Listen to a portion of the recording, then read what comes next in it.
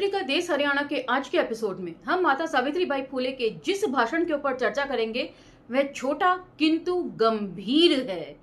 उसमें वे कुछ ऐसी बातें कह रही हैं जिसको हमारे समाज को ध्यान से सुनना चाहिए और कुछ आरोप भी अपने समाज के प्रति लगा रही हैं।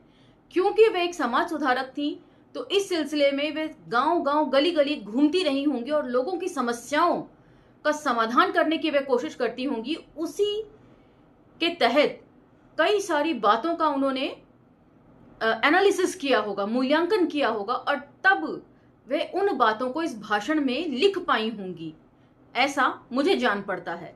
तो चलिए भाषण की तरफ बढ़ते हैं।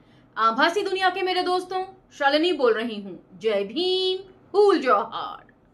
आज के लेख का विषय है कर्ज। कर्ज लेकर मौज उड़ाना, इस उक्ति में गूढ़ अर्थ छिपा हुआ है। इससे हमें बड़ा ज्ञान और बुद्धिमानी की सीख मिलती है। कर्ज लेकर ऐश उड़ाना और कर्ज की गिरफ्त में फंसकर अपनी दुनिया को ग्रहण लगाना क्या समझदारी है? जीवन में हर व्यक्ति को किसी न किसी रूप में कर्ज लेना पड़ता है, परंतु कर्जदार को बहुत दुख झेलना पड़ता है। अनेक बार अपमान और मुश्किलें सहनी पड़ती हैं।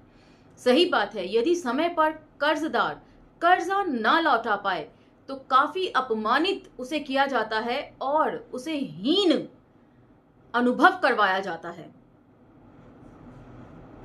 कर्जे के कारोबार में सबके अनुभव एक समान है और सबका यही मत है कि समझदारी इसी में है, कर्जा न ले। एक लंबे अनुभव का निचोड़ है। हर गांव में कर्जदार लोग हैं। वे कोई काम धंधा नहीं करते, वे आलसी हैं। उनमें ये सोच नहीं होती कि हम कुछ ना कुछ काम करें और परिवार की मदद करें। तो यहाँ पर वे कर्ज लेने वाले ज्यादातर लोग जो होते हैं वो गरीब तबके के ही होते हैं। दलित, शोषित, शूद्र, अति शूद्र ही ज्यादा कर्ज लेते हैं। बाकी जो सवर्ण लोग हैं या उच्च जाति के लोग हैं उनके पास एक पूरा सिस्टम होता है। यदि वे कर्ज भी लेते हैं तो पूरा सिस्टम उन्हें सहयोग करता है कि वे कर्ज से छुटकारा पालें। लेकिन वहीं पर यदि आप कंपैरिजन करें निम्न जाति वर्गों के लोगों से तो उनकी जमीनें हड़प लेना, उनके घर हड़प लेना, ये बहुत कॉमन फेनोमेना है। यहाँ तक कि बहुत सारी फिल्मों में यदि आप देखें जमींदारी प्रथा को किस तरह दिखाया जाता है, ये कोई अपवाद नहीं है फिल्में। और इसके आगे वो जो अपने समाज को लताड़ लगा रही हैं, मैं कोशिश करूंगी कि मैं उन सभी चीजों को कंटेम्परेरी सिचुएशन से जोड़कर आपको समझा सकूं। आगे वे लिखती हैं, वे सोचते हैं कि निठल्ले रहने से ही सुख मिलेगा और जब नहीं मिलता तो फिर वे दूसरों को दोष देने लगते हैं और अपने खुद के निकम्मेपन पर नजर नहीं डालते। तो बहुत सटीक एनालिसिस उन्होंने यहाँ पर किया है अपने समाज का कि हर चीज का दोष नियतिवादी होने की वजह से वे हाथ पे हाथ धरा बैठा रहता है कि कभी तो ईश्वर हमारी मदद करेगा, लेकिन खुद के हाथ पांव नहीं हिलाता। और इसको और अधिक गहराई से समझाने के लिए मैं आपको एक उदाहरण देना चाहती हूँ। हिंसा, सांप्रदायिकता, मिथक और यथार्थ जो प्रोफेसर पुनियानी जी की इससे पहले मैंने पढ़ी थी, उसमें एक खास लेख था मुसलमानों की जनसंख्या वृद्धि के मूल में उनका धर्म है, जिसमें वे बताते हैं कि ऐसा दुष्प्रचार किया जाता है कि मुसलमानों की जनसंख्या तेजी से बढ़ रही है, लेकिन जबकि आंकड़े ये बताते हैं कि दलितों और आदिवासियों की जनसंख्या में अभूतपूर्व वृद्धि हुई है। आदिवासियों की जनसंख्या में 8.6% की वृद्धि हुई है और दलितों की 16.6% की वृद्धि हुई है, जो आंकड़ों के हिसाब से बहुत ज्यादा है।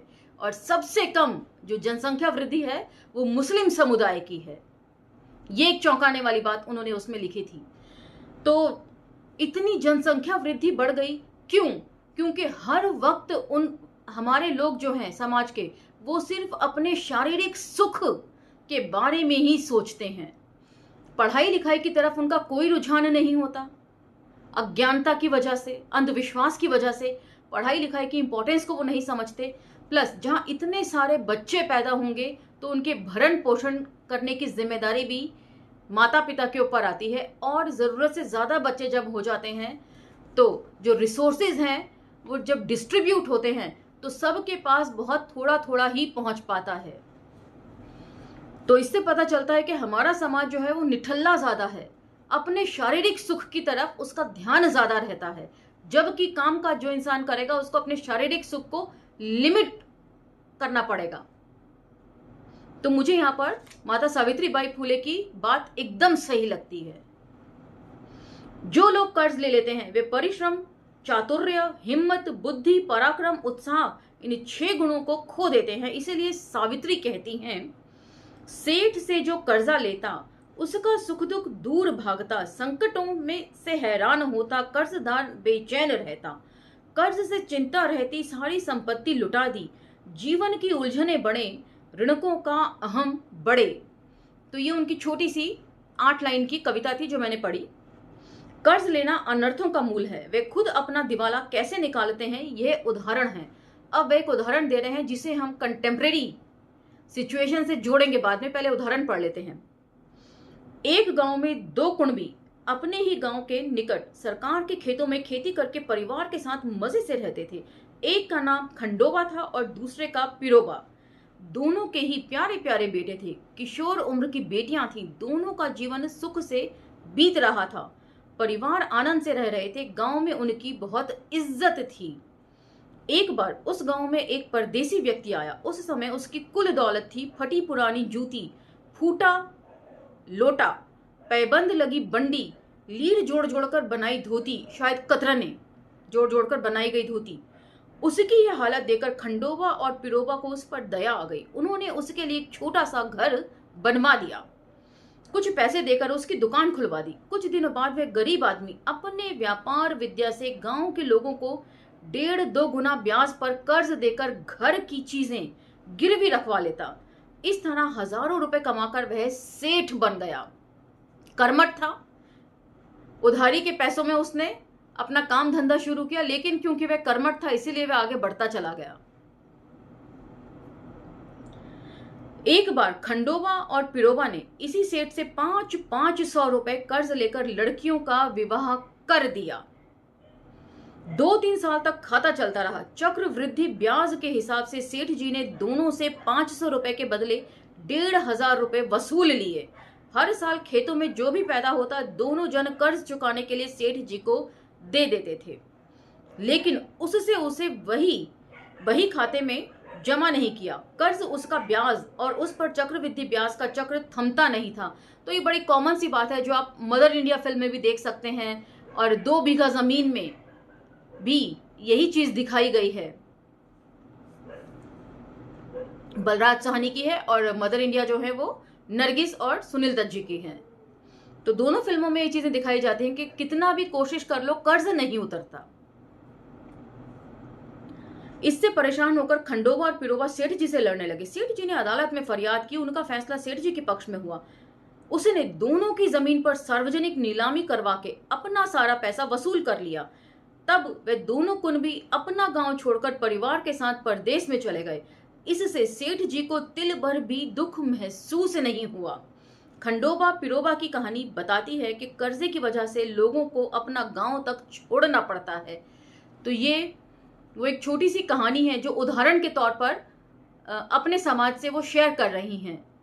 लेकिन मुझे यहाँ पर लगता है कि जितना पैसा हम लोग यहाँ पर रईसों की देखा दाखी, मिडिल क्लास भी बहुत ज्यादा खर्चा करता है।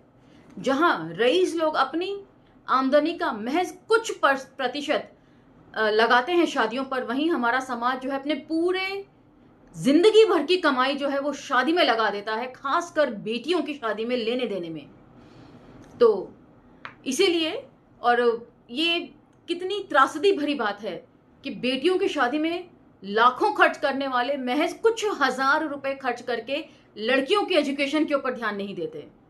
तो ये तो हमारे समाज की एक गलत सोच है। उसके मुकाबले यदि आप सवर्ण लोगों को देखेंगे तो वो एजुकेशन के ऊपर कितना खर्च करते हैं, इसीलिए उनके बच्चे जो हैं पढ़ लिख कर सेट हो जाते हैं, और हमारे बच्चे जो है खा पी कर मौज बना के कर्जे में डूब जाते हैं।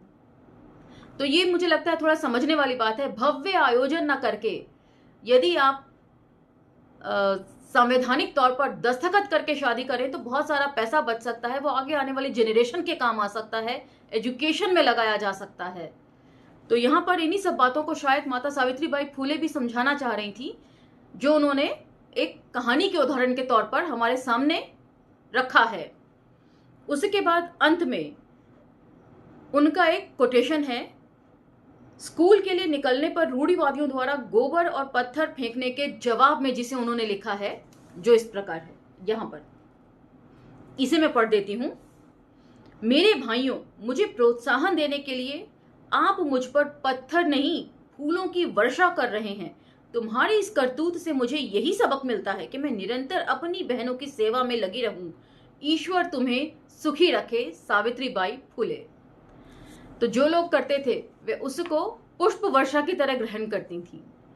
इसी तरीके से अम्बेडकर नामा पे जो लोग आके रोते हैं कमेंट सेक्शन में, हम भी उसे अपने लिए आदरांजलि समझते हैं।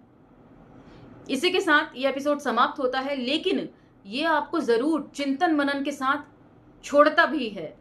इसके ऊपर विचार करना हमारे समाज को जरूरी है।